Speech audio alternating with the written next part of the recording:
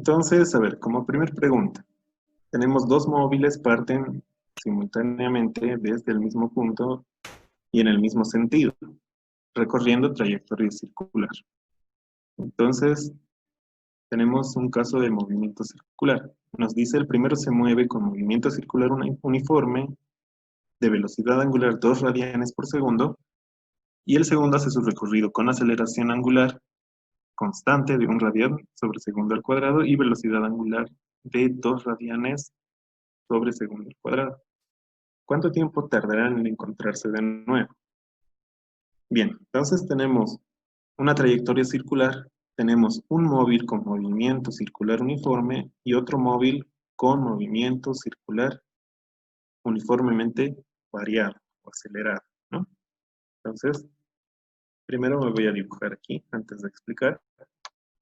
Tenemos nuestros dos móviles, ahí los estoy colocando sobrepuestos, pero la idea es que se encuentren en algún momento, ¿no? Ambos tienen sus velocidades angulares, considerando que el que va más rápido, que sería el azul, tiene también aceleración angular y por el simple hecho de tener esa aceleración angular, a través del tiempo va incrementando su velocidad. Bien, este tipo de ejercicios tiene un pequeño detalle. Si lo intentan resolver convencionalmente, seguramente se puede, pero les va a salir constantemente un valor de 0. ¿Y esto por qué? Porque obviamente el encuentro inicial es en 0, ¿no? En el punto de partida. Entonces yo necesito encontrar otro valor de encuentro, pero diferente de 0, ¿sí? Ahí está el detalle. Después, todos son aplicar las mismas fórmulas de la cinemática, pero sus equivalentes del movimiento circular. De manera que esta ecuación, antes de ir en orden, les voy a mostrar esta, me define el mismo ángulo, pero para diferentes cantidades de giros. Es decir, imagínense que yo quiero expresar este ángulo θ2 que estoy escribiendo aquí. Obviamente va a ser igual a θ1, ¿no? O sea, el ángulo de un móvil es igual al otro, porque justo en ese punto se encuentran cuando han recorrido un mismo ángulo, ambos, ¿no? Pero no tiene que ser el 0.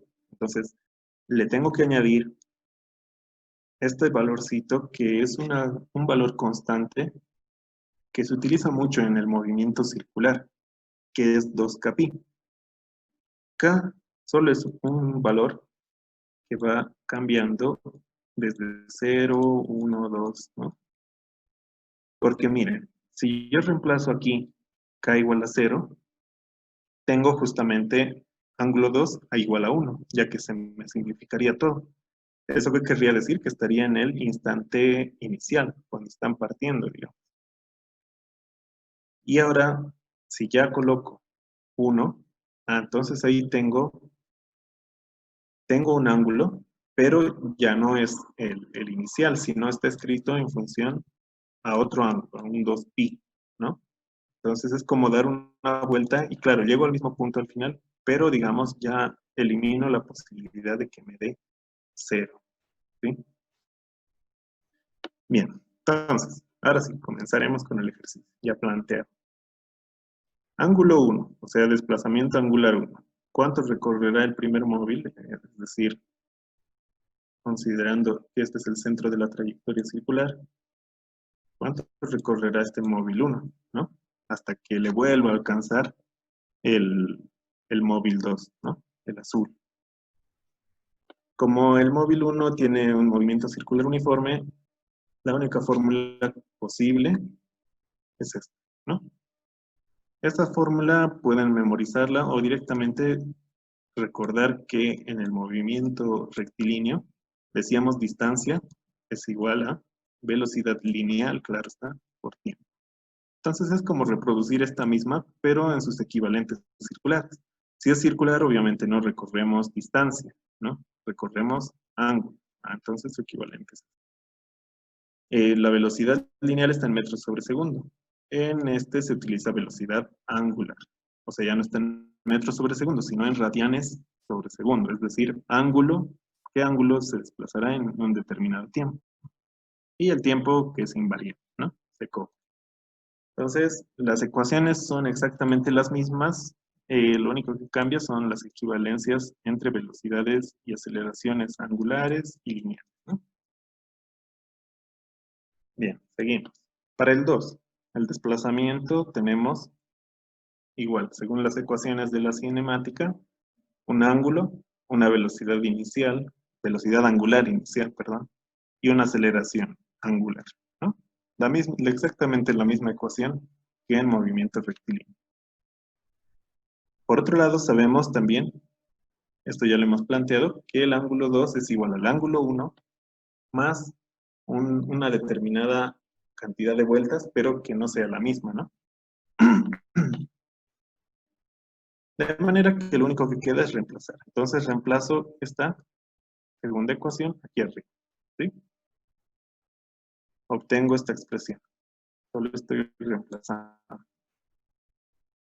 Y ahora por otro lado sé también que el desplazamiento del móvil 1 es igual a su aceleración angular por tiempo. Por eso lo voy a reemplazar aquí, ¿no?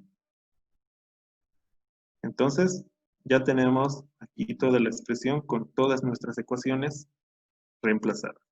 Y como pueden ver, la única variable que no conozco aquí es t, de manera que voy a obtener t. ¿Qué sería t? Sería el tiempo en el cual se vuelven a encontrar estos móviles. Como les decía, si es que no añadimos este término 2kπ, nos va a salir automáticamente que esto es para k igual a 0, es decir, el inicial nos va a dar tiempo 0, lo cual es obvio, ¿no? Que están encontrándose en el instante 0, porque de ahí están partiendo. Entonces, ahí la importancia del 2kπ. Reemplazamos datos. Omega o velocidad angular vale 2 para ambos, entonces 2, ¿no? 2kπ, todavía no le estoy haciendo nada. Y ya está todo reemplazado. ¿Sí? Aquí podemos simplificar, como pueden ver, 2t. De manera que nos queda 2kπ igual a t cuadrado sobre 2. Aquí es un simple despeje. Tenemos t igual raíz de 4kπ. Ahora, si se dan cuenta, los tiempos de encuentro van a ir variando, porque obviamente al ser esto un movimiento circular, no hay un solo encuentro. Obviamente después, este móvil que tiene aceleración sigue incrementando su velocidad, entonces lo puede encontrar una n cantidad de veces, ¿no? Pero a mí me interesa la segunda, es decir, después del punto de partida, ¿cuál será la siguiente? De ahí digo, si k vale 1, es decir, para 0 obviamente es el inicio, y para 1 voy a obtener el siguiente, ¿no? Reemplazo el 1 aquí y me queda raíz de 4pi. Repartiendo la raíz en el producto, nos queda 2 por raíz de pi. Y ese sería el inciso C, ¿no? 2 por raíz de pi. Y si se dan cuenta, ustedes pueden hacer valer K2 y van a obtener en qué instante será el segundo encuentro, ¿no? Y así pueden ir variando K y saber en qué tiempo se van a encontrar las demás veces, ¿no? Muy bien. Entonces, este sería el ejercicio. Tenía algunos detalles, pero al final de cuentas es todo cinemática, ¿no? Movimiento circular uniforme y movimiento circular uniformemente acelerado. Bien, pasemos al siguiente.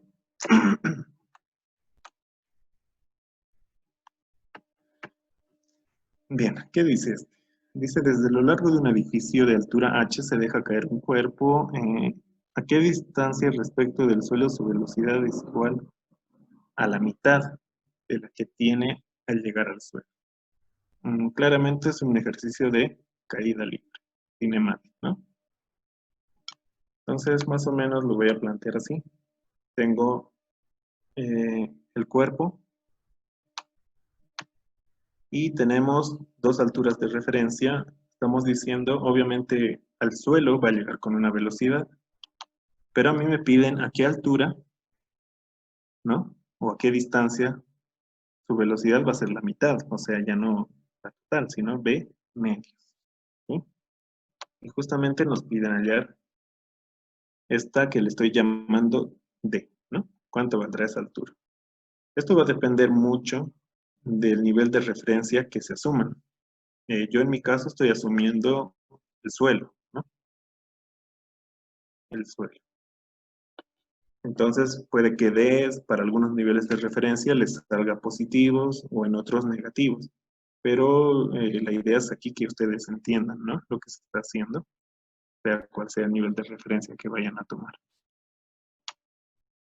Bien, lo primero, para empezar, sé que la velocidad ya en el suelo puedo expresarla por esta relación, donde h, bueno, esto claro, esté claro, es la altura total, ¿no? Desde el punto más alto hasta el suelo, ¿sí? Ese que sea nuestro h. Y ahora, si yo quiero lo mismo, pero para la velocidad que sea la mitad, obviamente puedo escribirla nuevamente en función de d, que sería solo hasta esta alturita, ¿no? Entonces, si estoy hablando de d, ya no estoy hablando de b, sino de b menos. Aquí solo estoy aplicando las condiciones del ejercicio. Como es caída libre, y aquí hay un importante, dice se deja caer, ¿no? Si dice se deja caer, no se lo está arrojando, no se le está dando velocidad inicial. Entonces, ese término se anula, se lo está dejando caer, como dice. Despejamos D y obtenemos una ecuación, ¿sí?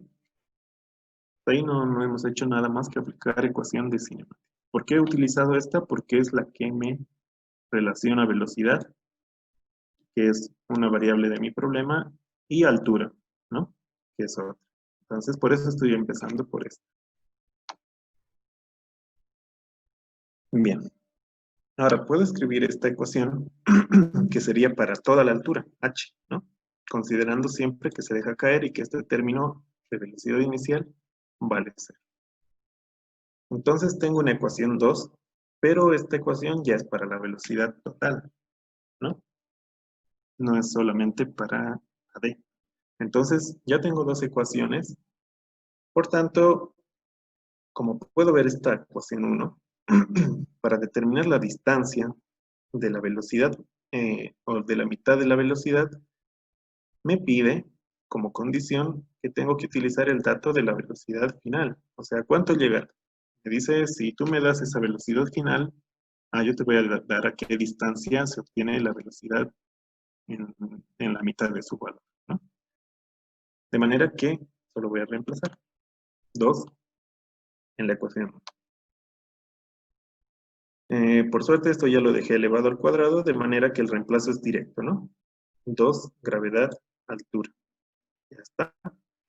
Y tenemos sobre 8 veces gravedad, que no es nada más que multiplicar esto. 4 por 2, 8, ¿no? Y bueno, solo simplificar, mitad 1, mitad 4, y el resultado es la altura, la cuarta parte de la altura, h cuarto. O lo que es lo mismo, el inciso b, un cuarto de h, ¿sí? Entonces d vale un cuarto de h. Este problema no es muy complejo en cuanto a aplicación de fórmulas. La cosa aquí es el planteamiento, nuevamente, ¿no? Hay que entender primero lo que se lee y a lo que se quiere llegar mediante las ecuaciones. Muy bien. Entonces, caída libre. Pasemos a otro. Bien, este vemos. Dice, se coloca un bloque de 2 kilogramos arriba de otro de 5. El coeficiente de fricción cinético, es decir, en movimiento, ¿no? Por si acaso, entre el bloque de 5 kilogramos y la superficie, o sea, nos dice que ese coeficiente está aquí al ras, ¿no? Por eso es de fricción, de rozamiento. Entonces, aquí vale, ¿cuánto vale? 0.2. Entre la masa y el piso, la masa 2 y el piso. Si se aplica una fuerza horizontal F sobre el bloque de 5 kilos, dice, calcule la fuerza F necesaria para jalar ambos bloques. Entonces, digamos, hay que jalarlo con una fuerza determinada para que los bloques se mantengan ambos en movimiento. Hacia la derecha, dice, con una aceleración, entonces de 3, ¿no? Entonces, todo esto está acelerando. Le ponemos aceleración como vector. Tiene aceleración, ¿no? Y nos piden considerar la gravedad como 10. Eso para evitar usar calculadoras, ¿no? Bien. Es un ejercicio sencillo, sin embargo, se necesitan algo de principios de dinámica, ¿sí? Ya que estamos hablando de fuerzas y aceleración. La ecuación fundamental de la dinámica o de la segunda ley de Newton es la sumatoria de fuerzas igual a masa por aceleración, ¿sí? Para cualquier sistema en movimiento dinámico, ¿no? Entonces tenemos esto. ¿Por qué estoy utilizando X? Porque solo me interesa en el eje X, ya que esto es una superficie. Digamos que tratar de moverlo en forma vertical es casi ilógico, ¿no?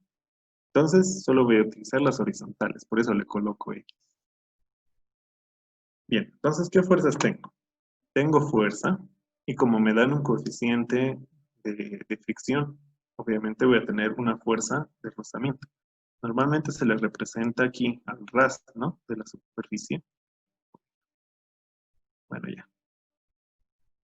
Ahí. Ahí está.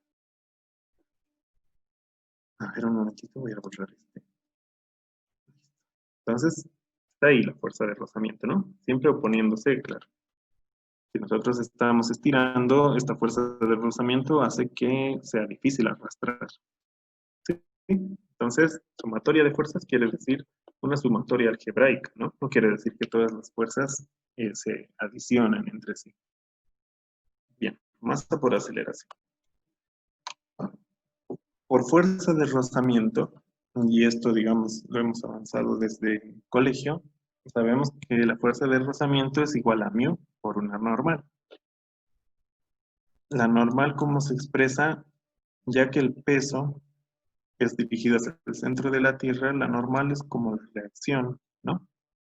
Es decir, tiene sentido contrario, pero en magnitud es exactamente la misma que el peso, ¿sí? Entonces, y μ obviamente es esta letrita, es el coeficiente. Entonces podemos escribir, ya que estoy diciendo que esta normal que vale n es igual al peso, que le estoy llamando W, obviamente si son lo mismo, nosotros sabemos que todo peso es masa por gravedad, ¿sí? La masa vale 7 kilogramos, mucho cuidado ahí,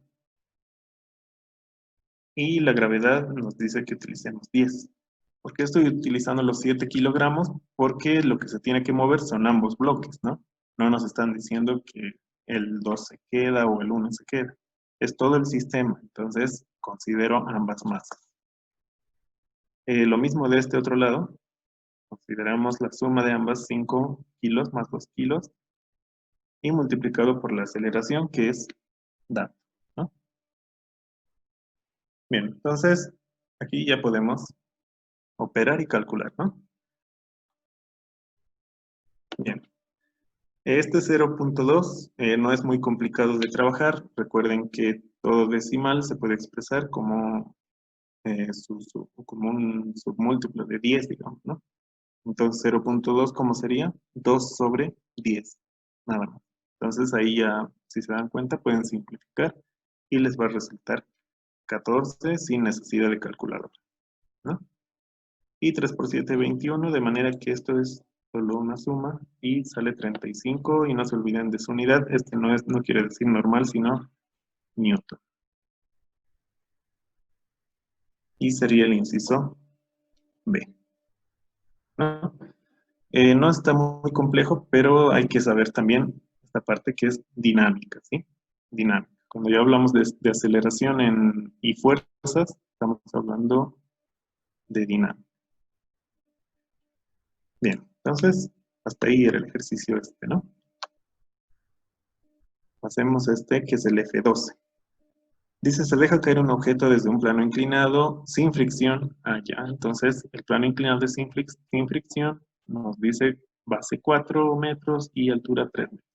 Posteriormente continúa sobre un plano horizontal rugoso. Ah, entonces nos dice que el plano aquí de BAC es rugoso. Si es rugoso, ¿qué quiere decir? Que tiene coeficiente de fricción. Entonces, en esa parte es rugoso y hasta que se detiene, ¿no? Entonces, en C, yo puedo decir que la velocidad ahí, si se detiene, obviamente, ya como dato, puedo decir que en C vamos a tener 0. Y nos pide hallar la distancia de B a C, ¿no? La trayectoria de B a C, considerando el coeficiente de 0.1 y gravedad 10 metros sobre segundo al cuadrado. Bien, este es un ejercicio de energías, ¿sí?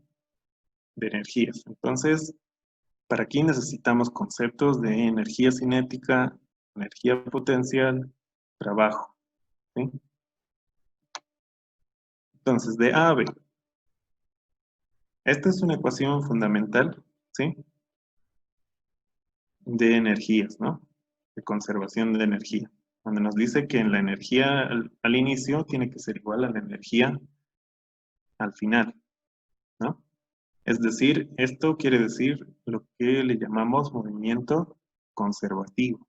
Es decir, no hay pérdida de energía. Como no hay fricción, la única energía que inicia tiene que llegar al final. En este caso de A a B. Esto se efectúa mediante las sumatorias de la energía que es potencial, masa, gravedad, altura, esa es una fórmula, y la energía cinética que se produce cuando existe velocidad. ¿Sí? Bien, entonces ahí tenemos esta ecuación de energía. Para aplicarlas necesitamos un nivel de referencia. Pueden elegir el que quieran, pero yo en este caso se me hace mucho más fácil elegir la superficie horizontal. ¿Sí? Entonces, ese es mi nivel de referencia, o mi cero, diría. Entonces, masa, gravedad de altura. Toda esta primera parte es en el punto A, así se utiliza.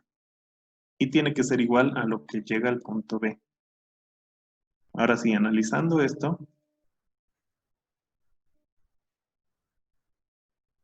tenemos como primer término MGH. Masa, gravedad, altura. La masa, bueno, va a ser todavía no conocida. La gravedad, sabemos cuánto vale 10, pero lo que nos interesa es la altura.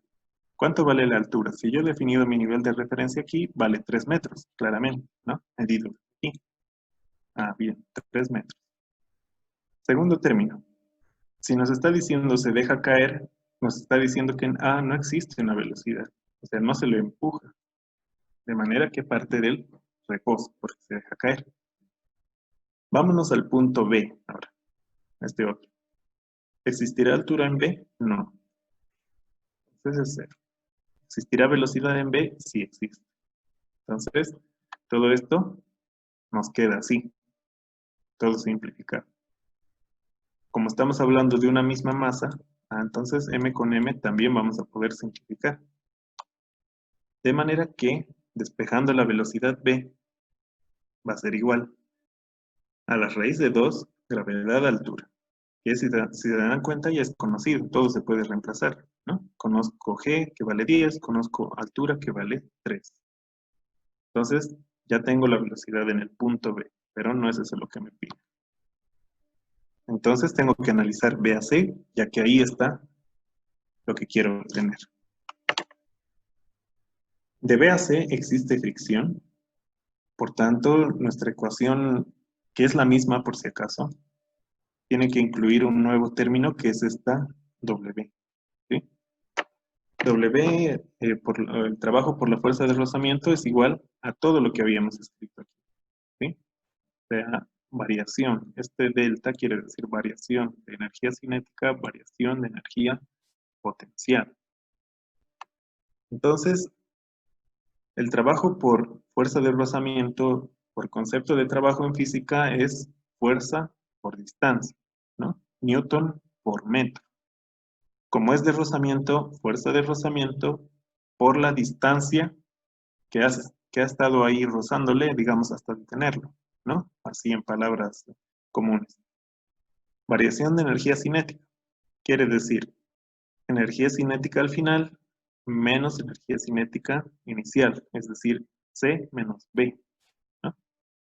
Variación de energía potencial, cero. ¿Por qué razón cero? Porque tanto B como C tienen una altura igual a cero, por tanto no tienen energía potencial, ¿no? No tienen energía potencial. Entonces, cero en ambos. Sí.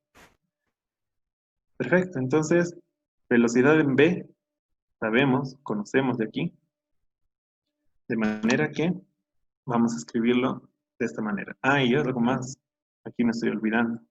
Si ya hemos dicho aquí en el gráfico que la velocidad que va a llegar a C va a ser cero, obviamente este primer término que tiene velocidad C es cero.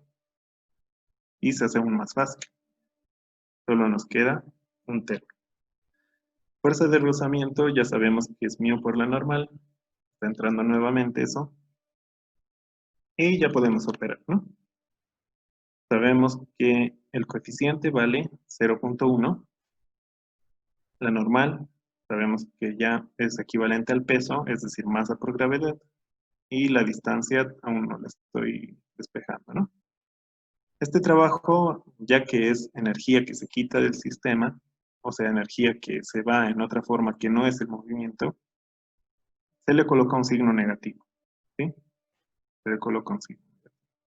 Entonces, ahora sí, negativo con negativo, se me va. Y ahora solo me queda simplificar, ¿no? Aquí tengo m, con m se simplifica, gravedad, con gravedad se simplifica, 2 también, ¿no? 2 con 2. Y lo único que me queda es h igual a 0.1 por d, ¿no? 0.1 por d. Despejando d, nos va a quedar h sobre 0.1 o lo que es lo mismo. Ay, esto está un poco mal, a ver. Esto está al revés, ¿no? Y bueno, disculpa, será d igual a 10 veces h, ¿no? Está mal este último despeje. Entonces d, 0.1 va a dividir, o lo que es lo mismo, 10 veces h, ¿sí? Y lo que nos da, sabemos que h vale 3 metros, 30, y aquí también me olvidé, y esto es importante, me olvidé que esto tiene que estar en metros también, ¿no? No se olviden de esa unidad. Entonces la respuesta es el inciso C, 30 metros, ¿no? Muy bien, entonces este ejercicio de energía, trabajo y energía. Bien, entonces hasta ahí sería el examen de física igual de la primera opción.